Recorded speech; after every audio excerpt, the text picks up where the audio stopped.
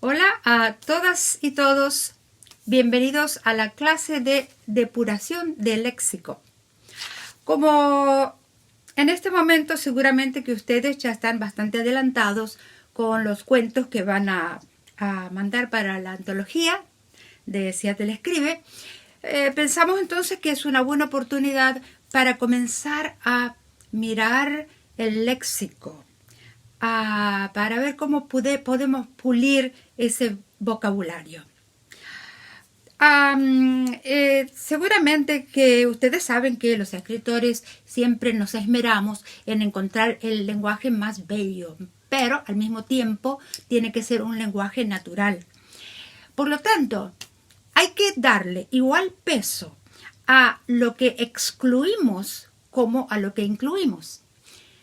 Y en términos de lo que excluimos, ustedes deben recordar que ya en clases pasadas hemos aludido a ciertos problemas, ciertos vicios del lenguaje, a ciertas tendencias que hay que eliminar. En una clase sobre, creo que fue la clase sobre personajes, ¿sí? Que hablamos sobre la necesidad, por un lado, de evitar los estereotipos, de evitar ese lenguaje sexista, prejuicioso, machista. Son un lenguaje que el lector debe erradicar de su escritura. Claro que si está en boca de un personaje y coincide con el perfil que le queremos dar a ese personaje, claro, no hay problemas. Pero el narrador en sí tiene que ser neutro, tiene que cuidarse. Eso en términos de los estereotipos. También creo que mencionamos que un texto no debe basarse mucho en un abuso de profanidades. Una que otra está bien, sí, todos la usamos de vez en cuando, pero no que se base en ese tipo de lenguaje soez. ¿Por qué? Porque parece que uno quiere compensar la falta de un buen vocabulario con otro para chocar a la audiencia, ¿no? Al público. Entonces eso también es algo que hay que evitar. Hablamos asimismo del lenguaje coloquial y regional, que está bien también cuando se pone en boca del personaje, si coincide con su grupo étnico, con su lugar geográfico, etc., pero no debe ser la voz del narrador, a menos que este narrador esté en la primera persona, en el yo, y que esa primera persona sea un protagonista, que sea parte de la historia. Pero si no, el narrador tiene que tener un lenguaje estándar. Y si tenemos la necesidad de usar lenguaje coloquial, porque así es como hablan nuestros personajes, muy bien. A veces se hace necesario incluir un glosario. Todo depende de quién va a ser tu público. Si tú eres mexicano y hablas para un público mexicano, está bien, no necesitas explicar qué significa esto y aquello. Pero nosotros estamos hablando para un público que es, digamos, panamericano. Hay de todo en nuestro público. Entonces, ciertas palabras, si hay muchas de ellas, habrá que explicarlas en un glosario. Por ejemplo, un argentino y un uruguayo y un chileno no saben lo que es un elote. Y un mexicano no debe saber lo que es un choclo. Es un tango, pero también es un elote. Las dos cosas. O sea que sí, en ciertos casos se hace necesario un glosario. Muy bien, también hablamos un poco sobre lo que yo llamo la verborragia. La verborragia, ese abuso de palabras, de palabrerío innecesario y de oraciones largas, también de manera innecesaria. Creo que en la clase del 1 de marzo, en la clase presencial en la biblioteca, hablamos de oraciones cortas y oraciones largas, y que hay ciertas oraciones largas que tienen su razón de ser, porque están mostrando una escena donde hay algo medio atropellado y pasa una cosa detrás de la otra. Muy bien puedes tener esa oración larga, pero en general, recuerden que la regla es decir más con menos. Y hay palabras que no son necesarias, ¿Cómo podemos acortar una frase y no tener esas frases muy extensas? Bueno, podemos eliminar las palabras conectoras como qué, cuándo, cómo. Les voy a mostrar 2 ejemplos. Podemos decir, y esta es una frase que, bueno, viene al caso hoy día. Cuando llegaron los turistas al pueblo, trajeron el virus. También podemos decir, de una manera más corta, con los turistas llegó el virus. Otro ejemplo aquí. La metáfora, palabra que en latín significa más afuera, es decir, más allá, es la figura retórica más usada por aquellos que son considerados como buenos poetas. De la misma manera podemos decir, la metáfora del latín más afuera o más allá es el pan diario de los buenos poetas. Con eso dijimos todo. Hemos también hablado un poco de las repeticiones. Cuando dimos la clase de las figuras retóricas, hablamos de las repeticiones que son poéticas, que son necesarias, y las otras que aparecen en el texto porque nos distrajimos, por automatismo, o por falta de vocabulario, o por pereza. Las primeras son aceptables porque son poéticas, como las anáforas. ¿Recuerdan? Las anáforas son las repeticiones de una palabra o una forma gramática al comienzo de cada verso o de cada oración, y eso tiene un efecto. Para revisar nomás les voy a dar otros 2 ejemplos. Con el último soplo de viento llegó la noche. También llegó el temor. Llegó cabalgando la noche. ¿Sí? Llegó la noche. ¿Por qué? Porque se está dando énfasis en esa cosa ominosa que va a pasar con la noche. Otro ejemplo. Así, pues, Catalina iba a la cabeza de la procesión de tzotziles, todas uniformemente cubiertas por los oscuros y gruesos chamarros, todas inclinadas bajo el peso de su carga, todas con rumbo a Ciudad Real. Son pasajes de un libro de Rosario Castellano. Y todas, es una repetición que tiene un sentido, porque está hablando de ese grupo, de esa acción unánime de las mujeres, andando hacia la Ciudad Real. Bien, las otras repeticiones, las que yo digo que son por distracción o por automatismo, esas no son perdonables, esas no son aceptables. Entonces hay que buscar, hay que ver si hemos dicho varias veces ciertas palabras. Bueno, el Word las va a detectar, el programa, y vamos a ver con qué las podemos sustituir, ¿sí? Si hablamos mucho de deseo, podemos decir su meta, su anhelo, su misión. Algunas van a quedar bien en el contexto, tal vez no todas. Bien, estos puntos ya los hemos dicho varias veces, pero hoy día quiero agregar otros que creo que no los hemos mencionado. Y una es el abuso de clichés, de truismos, de lugares comunes. Son cosas que hay que analizar antes de ponerlas por escrito.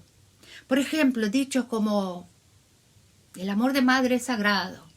Bueno, depende de lo que tú digas, que es sagrado. Madre hay una sola. No hay una sola, puede haber 2 hoy día, puede haber 2. O el tiempo cura todas las heridas. Otro truismo. No es verdad. ¿Por qué lo vamos a poner? No es verdad.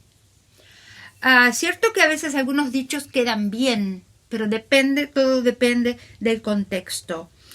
Y especialmente tenemos que evitar esos adjetivos repetidos, porque los hemos visto tantas veces. Por ejemplo, los celos lo atormentan. Siempre van juntos. Las arrugas profundas. Bueno, no son siempre profundas las arrugas. Pueden ser un poco leves, más o menos. Muy bien. Como esa y otras, para darse cuenta que son no son erradas, no hay nada errado con ellas, pero están un poco gastadas. Y al estar gastadas ya han perdido su fuerza, han perdido la fuerza retórica.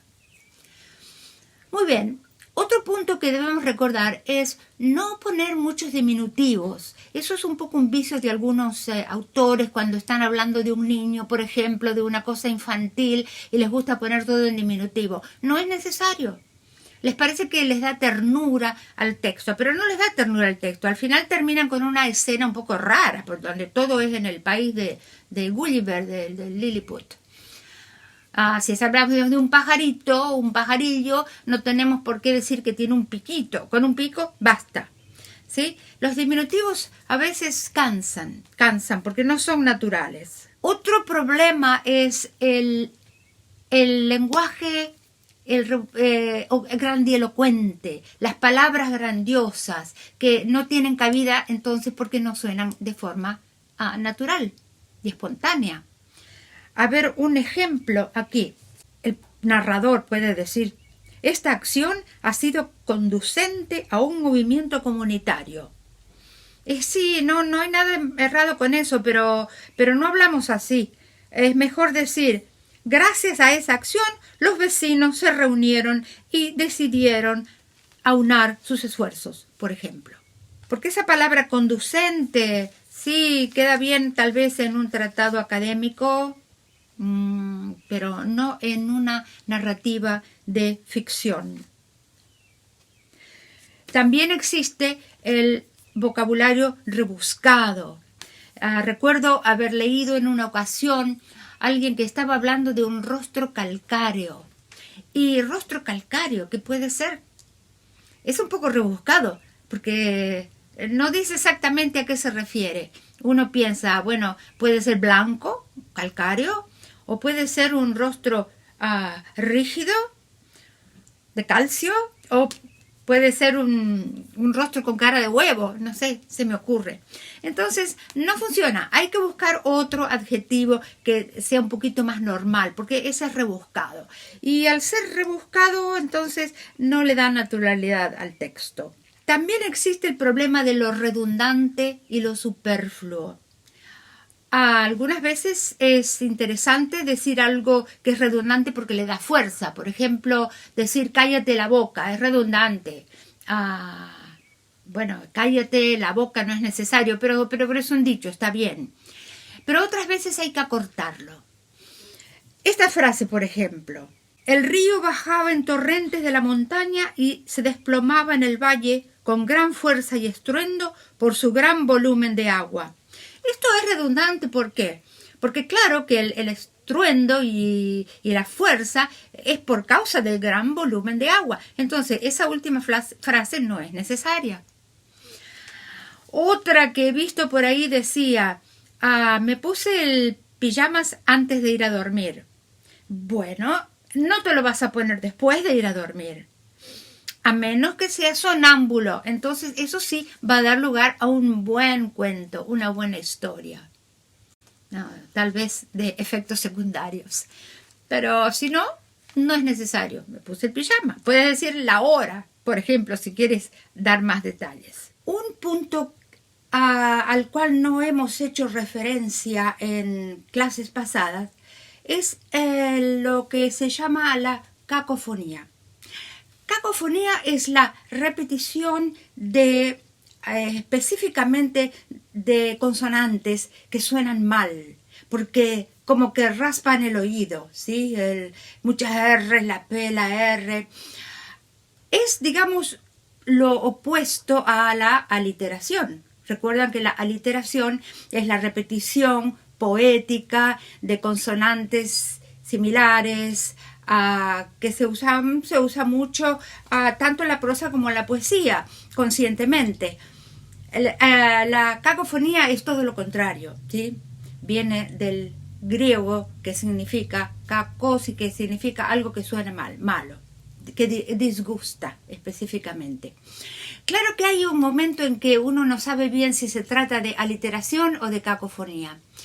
Por ejemplo, si yo digo: el agua maravillosa del manantial que emanaba de la montaña.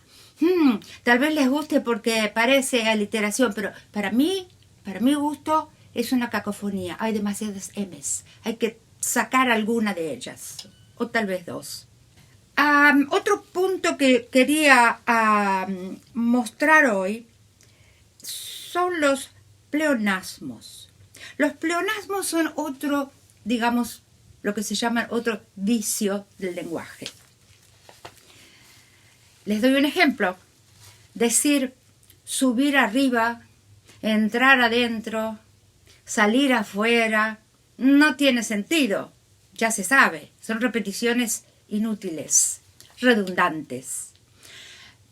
He visto a alguien escribir el túnel subterráneo. Para mí los túneles son siempre subterráneos. A menos que estemos hablando de un túnel cósmico donde viajamos del presente al futuro o al pasado a través de un pozo negro o algo así, que sería un tema para una historia de ciencia ficción. Pero si estamos arraigados a este planeta como lo estamos ahora en estos cuentos, vamos a hablar de un túnel, punto. O por ejemplo decir una réplica exacta. Si es una réplica se supone que es exacta, a menos que estemos comparando con otra réplica que no es tan buena. Entonces, hay que usar el sentido común y ver si es necesario agregarle esas palabras o si se trata de un pleonasmo. También tenemos que revisar, cuando estamos en la parte final, si no tenemos muchos adverbios repetidos. Hay un tipo de adverbios que yo le llamo los ubicuos, que son los terminados en mente. Pero eso es muy fácil de detectar. Solamente poner mente en el buscador y ¡pum!, les van a salir todos. Y si ven que en una página tienen varios mentes, bueno, podemos suplantarlos por otros con igual significado. Por ejemplo, generalmente ponemos por lo general. Si pusimos muchos antiguamente, podemos decir en tiempos antiguos, en tiempos pasados, remotos, etc. Eso en cuanto a mente. Hay otro tipo de adverbios que son también muy repetidos y se refieren a los adverbios de cantidad y de frecuencia. De cantidad, muy, mucho. Digo, adverbios y también adjetivos, ¿no? Como mucho, muchas son adjetivos. Pero también son fáciles de detectar si usamos una expresión como no le gustaban mucho los nabos. Podemos decir les hacía mala cara. O no los toleraba. Hay muchas maneras de sustituir estos adverbios y adjetivos de cantidad cuando vemos que tenemos muchos en la misma página. También hay un tema que es muy común verlo en los tratados de lingüística o de estilo, más bien de estilo, y se trata de la voz pasiva, de evitar la voz pasiva, sustituirla por la voz activa. ¿Qué es la voz pasiva? Bueno, es muy común en el habla inglesa. Se dice mucho, por ejemplo, Spanish spoken here, sería una voz pasiva, en vez de decir we speak Spanish, que es la voz activa.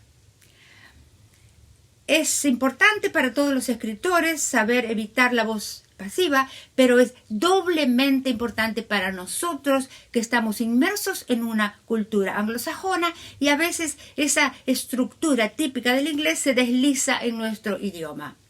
Les doy dos ejemplos. Como vemos, en el primer ejemplo, la voz es activa, porque estamos hablando de el gobierno, que es el sujeto, y las reuniones de más de 10 personas, que sería el objeto. Ahora bien, si ponemos este objeto, las reuniones de más de 10 personas, como sujeto de la segunda frase, las reuniones de más de 10 personas fueron prohibidas, eso es una voz pasiva. No es que esté mal, pero depende de cómo la vamos a usar y con qué propósito. Si tenemos el propósito de alejarnos un poco y no decir quién es el sujeto, usamos la voz pasiva. Pero si el objetivo es tener más vigor en la oración, usamos la voz activa. ¿Por qué? Porque la voz pasiva es muy común que la usen los políticos cuando dicen, por ejemplo, errores fueron cometidos. No dicen, nosotros cometimos los errores. Es una manera de apartarse un poco. O se cometieron errores. Sería el se pasivo que tenemos en el español. Entonces ese es otro punto que tenemos que observar cuando estamos haciendo la revisión. Bueno, todas estas recomendaciones han sido cómo evitar esto, cómo evitar aquello, etcétera, todo lo negativo. Pero vayamos a algo un poco más positivo. ¿Cómo podemos hacer obtener un texto bello y atractivo, sugerente, que guste, que dé gusto leerlo y escucharlo? Hay varias estrategias. Yo puedo compartir con ustedes la que a mí más me sirve, la que he adoptado durante muchos años, y es leer activamente. ¿Qué quiere decir leer activamente? Leer mirando las construcciones, los giros y anotándolos, aquellos que nos gusten, o palabras sueltas. Yo llevo una libreta o un documento en el computador donde me pongo todas esas palabras que las conozco, las reconozco, pero no las tengo así en la punta de los dedos.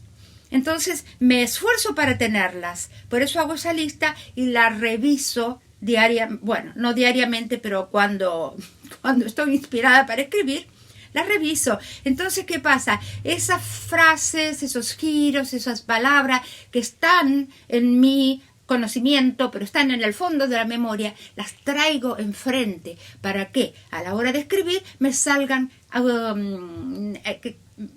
fácilmente, no digo automáticamente, no, que me salgan fácilmente, que estén ahí, que estén a mano, digamos, ¿sí? En los dedos.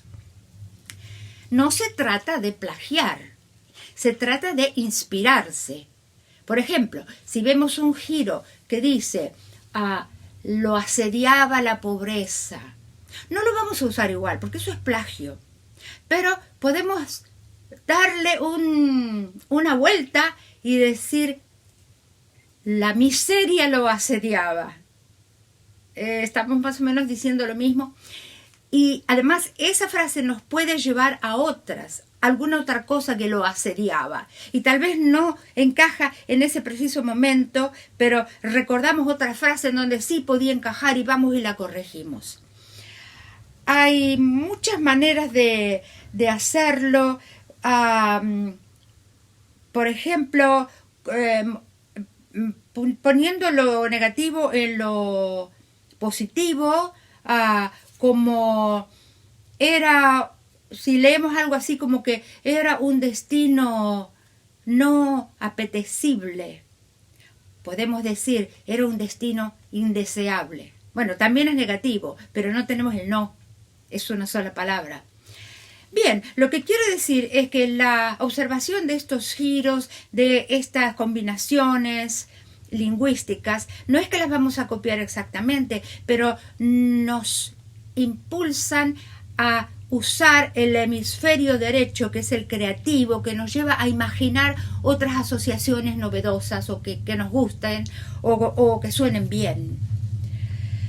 La otra manera también de mejorar es tratar de dar el nombre a las cosas.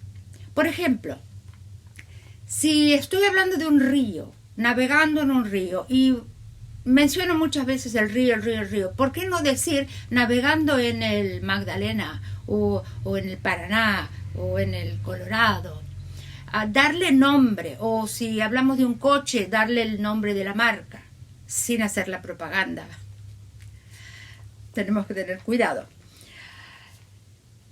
Tercero, y tal vez esto es lo más importante, Tal vez este sea el único aporte original que les estoy dando. Se trata de algo que yo descubrí hace un par de años, leyendo un artículo que se llamaba E-Prime. Este E-Prime es una expresión que ha sido acuñada por un lingüista, David Lamburland. ¿Y qué es el E-Prime? E por inglés. Se trata de hablar o de escribir sin usar el verbo to be en ninguna de sus formas. Yo lo probé, me pareció un poco difícil al principio, pero después le agarré la mano y dije, bueno, pero qué interesante, tal vez se puede hacer en español. No encontré ningún artículo, ningún libro que hablara del E-Prime, que sería E-Prime de español,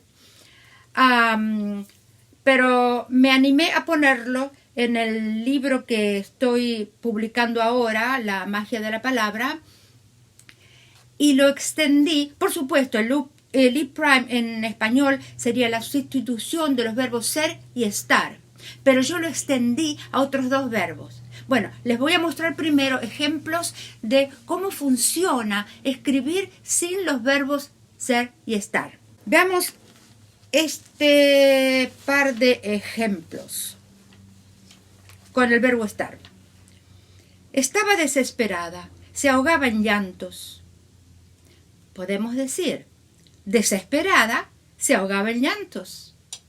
Eliminamos el verbo estar, no es necesario. Este otro. Estaba de pie en la esquina del almacén esperando pacientemente a Julia. ¿Por qué no decir? De pie en la esquina del almacén esperaba pacientemente a Julia. Es lo mismo. Estamos diciendo exactamente lo mismo con menos palabras y con menos verbos estar. Veamos estos ejemplos del verbo ser. Fueron momentos felices para él. Podemos decir, pasó momentos felices. Como decía, se me ha ocurrido que se puede extender esto a otros dos verbos, el verbo haber y el verbo tener. Estos dos verbos a los cuales yo les llamo débiles, anémicos, porque no dicen mucho. Es muy interesante practicar la escritura sin usar estos dos verbos. Vean el ejemplo con haber. Había muchos papeles en el suelo. Yo pondría, los papeles cubrían el suelo. Vean que si yo digo había muchos papeles, estoy diciendo, bueno, la existencia de papeles en el suelo. Pero si yo digo que cubrían el suelo, estoy dando mucho más, con menos palabras y evitando el uso de la había. Con el verbo tener. Mi sala tiene una ventana con vista al río. No necesito el tiene. Puedo decir, desde la ventana de mi sala veo el río. ¿Ven? Es más activo, porque no solamente hay una ventana, tengo una ventana. Esa ventana me sirve a mí para ver el río. Por eso es mucho más fuerte, ¿sí? Bien, no crean que todos los escritores conocen esta técnica. No. Les voy a mostrar ahora la primera página de un libro que el año pasado, 2019, ganó el primer premio Alfaguara. Vean lo que salió después en el internet. Alguien se dio cuenta que este señor no había hecho sus deberes. Y ustedes me dirán, ¿pero qué importa si el hombre ganó el primer premio Alfaguara y se embolsó los $150,000? Entonces está bien. Bien, sí, ganó el premio, pero no ganó el respeto de sus colegas y del público, porque si ustedes siguen leyendo el artículo van a ver la crítica feroz que ha recibido. Alguien dijo, este señor lo que necesita es un buen diccionario. Y también, de paso, una crítica hacia la calidad de los jurados. Bien, los dejo aquí con una recomendación y es tratar de afinar ese diapasón interno, como yo le llamo, que tenemos, que nos dicta cuando una cosa suena bonita, bella y al mismo tiempo natural. Mucha suerte con los cuentos para el certamen y gracias y hasta siempre.